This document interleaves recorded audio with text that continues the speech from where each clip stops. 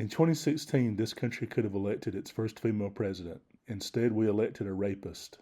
Are we really going to do the same thing again? Women have had the right to vote for a century, and they've never been president. Well, that would be great to have one, but it can't be Kamala Harris, anybody but her. They said the same thing in 2020 about Elizabeth Warren. They said the same thing in 2016 about Hillary Clinton. They said the same thing in 1984 about Geraldine Ferrero. They said the same thing in 1972 about Shirley Chisholm. And even the Republicans who say, well, all those were liberal women. What was their big excuse for not voting for Carly Fiorina?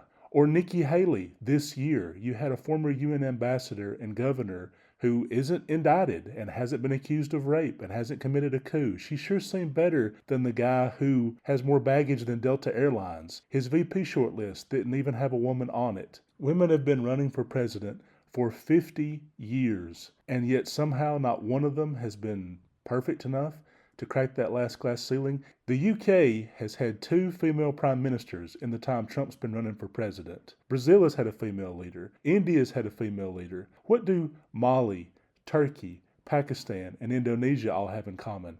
Yes, they're all majority Muslim, but they've all had female rulers. Mexico elected its first female leader this year. The Democratic Republic of Congo elected its first female president this year.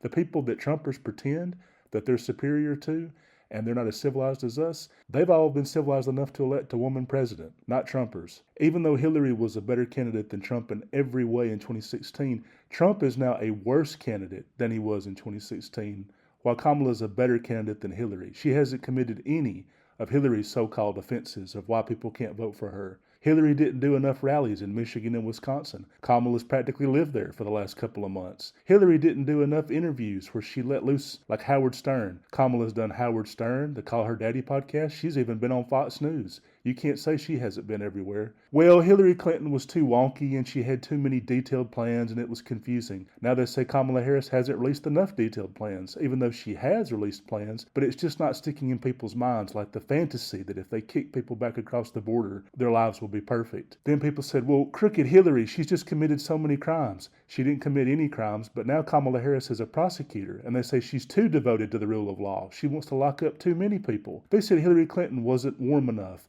Now they say Kamala Harris laughs weird. Well, the right wing has had 30 years to demonize Hillary Clinton and spread all this bad stuff about her. People just associate her negatively.